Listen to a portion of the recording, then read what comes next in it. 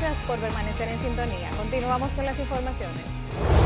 A nivel mundial, miles de adolescentes sufren trastornos alimentarios que distorsionan su realidad y pueden causarles graves problemas de salud llamados bulimia y anorexia. La bulimia y la anorexia son desórdenes alimenticios causados por la ansiedad y por una preocupación excesiva por el peso corporal y el aspecto físico. Son enfermedades que aparecen más en las mujeres que en los hombres y que normalmente lo hacen en la adolescencia y duran mucho más años. Las personas que padecen estos trastornos tienen una imagen distorsionada de su cuerpo. Se ven gordos aun cuando presentan un estado de extrema delgadez. Una de las situaciones que ponen alerta a muchos padres y madres es el hecho de que al navegar en Internet puedan identificar decenas de blogs y páginas digitales hechas por los mismos adolescentes, donde relatan su experiencia como anoréxicos y bulímicos como algo normal y placentero. En este sentido, estas páginas sirven como promoción de estos trastornos, por lo que de manera sigilosa van convenciendo a otros adolescentes con sus ideas. En estos espacios, los y las adolescentes se refieren al trastorno de bulimia como Mía y al trastorno de anorexia como Ana, lo que da una idea de cómo se identifican con estas enfermedades. A través de Respuestas.com recibimos un caso donde una madre nos plantea esta situación. Veamos.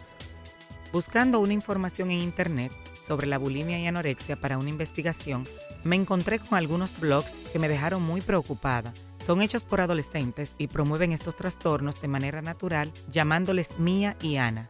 Me preocupa mucho esto porque están al alcance de todos. ¿Cómo puedo proteger a mis hijos e hijas de estas informaciones? ¿Cómo afecta a los adolescentes el contar con estas páginas? Para analizar este caso y ampliar las informaciones sobre este tema, tenemos el honor de contar con la psicóloga clínica, licenciada Carmen Virginia Rodríguez, y la nutrióloga adulto y pediátrico, doctora Wilsa Méndez, en nuestro estudio. Licenciada Rodríguez, ¿qué nos dice sobre estos casos? ¿Cuáles pueden ser los efectos de los y las adolescentes entrar a estas páginas digitales que promueven de una manera natural la bulimia y la anorexia? Vimos que la madre nos refirió el hecho de que existen páginas donde no hay prevención, sino que estas adolescentes nosotros estuvimos investigando, tienen oraciones que hacen, tienen inclusive una jerarquía de la que dura 3 días sin comer, que es vamos a decir, la que está más alta, la que dura 8 horas sin comer, promueven que las adolescentes pasen frío. ¿Qué usted nos dice de esto? Claro, gracias, Elaine. Mira, realmente es preocupante porque lamentablemente muchas veces en consulta nosotros vemos adolescentes que vienen deprimidos o que vienen con algún otro tipo de trastorno, pero no el trastorno alimentario per se en psicología.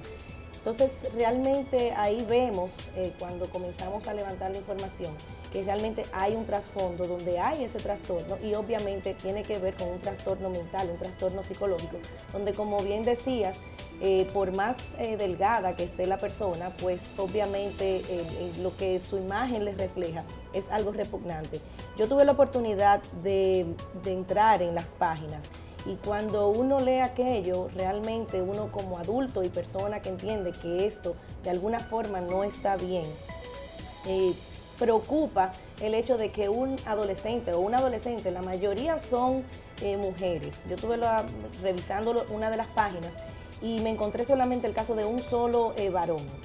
Normalmente eran hembras. Entonces, cuando tú coges toda esta literatura, todo este escrito, donde hay todo un pensar y toda una creencia de que esto está bien, y un adolescente entiende y asume esto como que está bueno y válido, realmente es preocupante. Como padres, creo que debemos dar la voz de alarma, porque cada vez más vemos en las calles, no sé, y sé que muchas personas les llama la atención una cantidad de adolescentes que están prácticamente esqueléticas.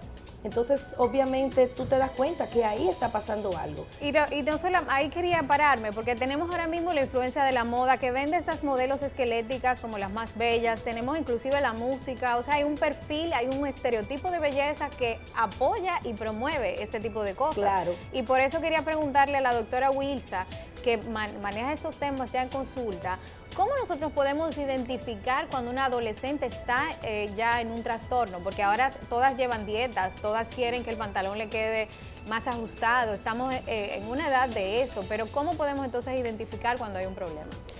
Vamos a identificar que en el problema de la anorexia nerviosa va a haber una pérdida de peso importante, pero lo peor de todo es que hay una distorsión de la percepción del peso. O sea, el individuo no se reconoce que está perdiendo peso, incluso llega un momento que hay un compromiso importante de salud y aún así no lo acepta. Son personas deprimidas, con autoestima baja y con muchas veces un ambiente familiar con problemas tensos, y muchos de ellos han tenido problemas de alimentación desde la infancia.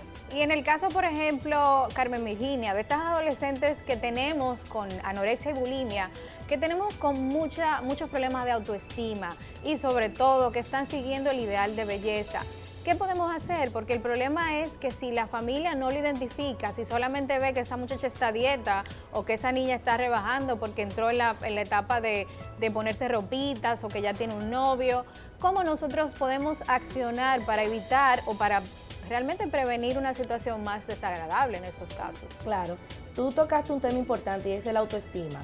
Eso es por una parte. Y lo segundo es que tenemos que revisar cuál es el modelo de belleza que tiene esa familia.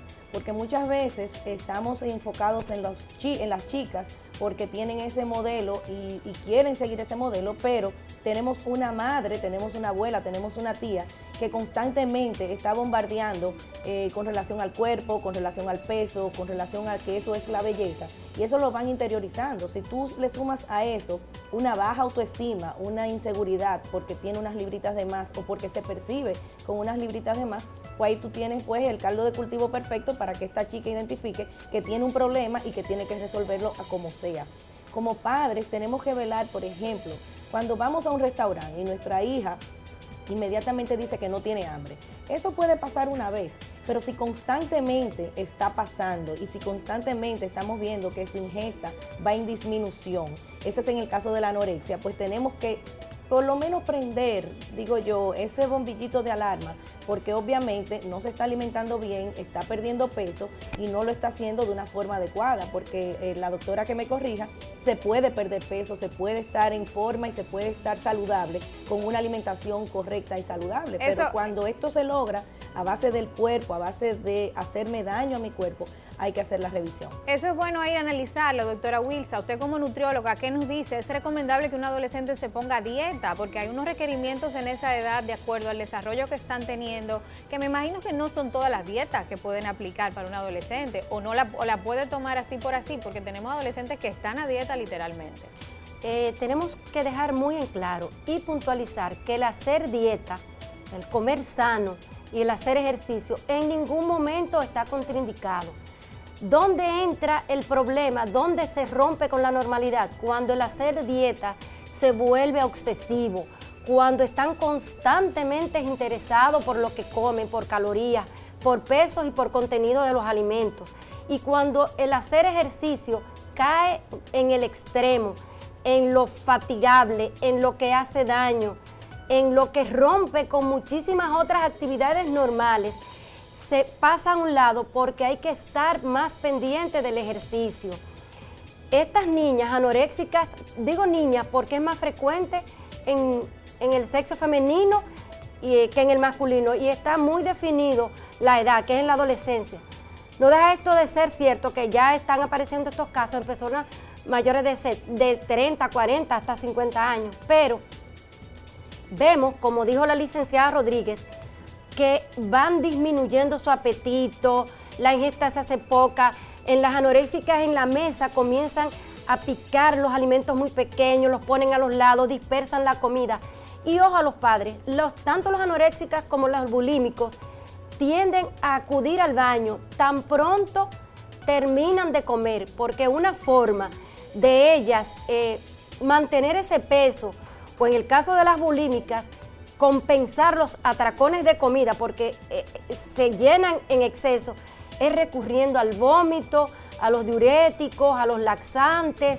Entonces, hay que observar. Yo siempre he dicho que la hora de comer, para los que tenemos la oportunidad, debe hacerse en un ambiente cómodo, donde la familia se compenetre. Los padres tienen que seguir muy de cerca las preferencias de los alimentos de los hijos, que si comen, que si no comieron, porque ahí es donde comienza a identificarse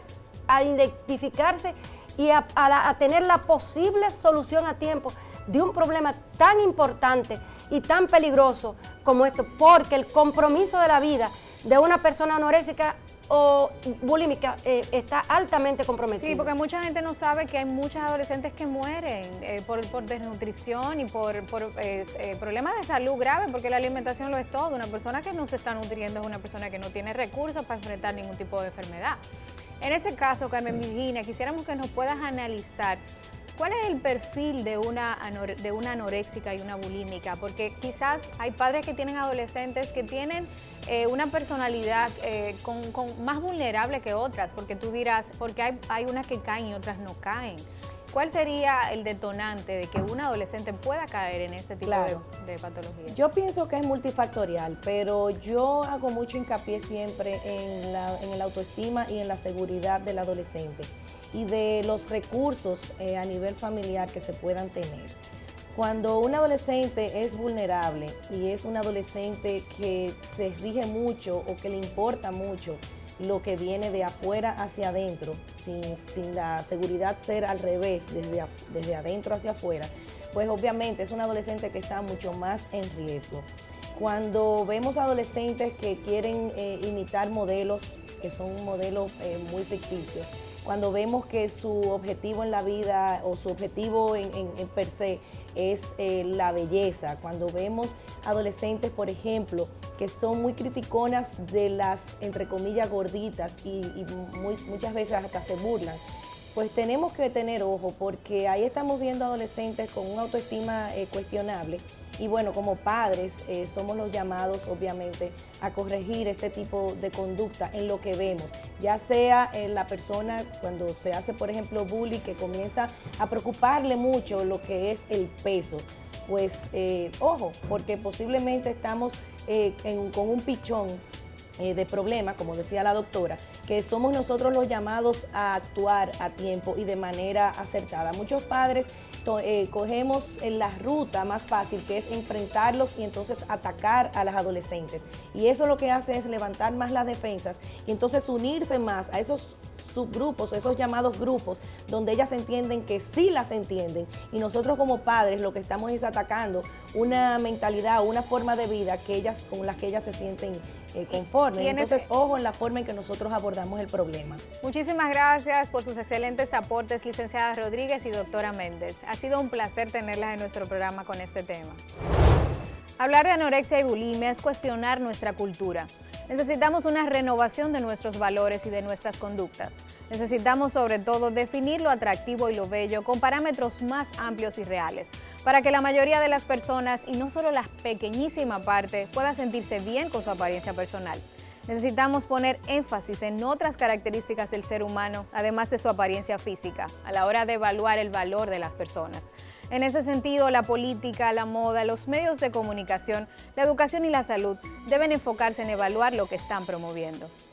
Hemos concluido con nuestro contenido de hoy, pero antes de irme, no puedo irme sin recomendarles nuestra revista Respuestas, que es la primera y única publicación dominicana especializada en educación sexual para toda la familia, donde podrán seguir ampliando sus conocimientos en temas tan importantes como la relación de pareja, infecciones de transmisión sexual, cómo hablar de sexualidad con los adolescentes, cómo responder las preguntas de sexualidad que hacen los niños y niñas y otros temas súper importantes, por lo que les invitamos a que se suscriban o a que pidan un delivery y le enviamos la revista a cualquier parte del país. También pueden hacerlo a través de nuestra página web respuestas.com o llamando en horario de oficina al teléfono 809-685-4962. Estuvo con ustedes Elaine Félix, aquí en NSDN.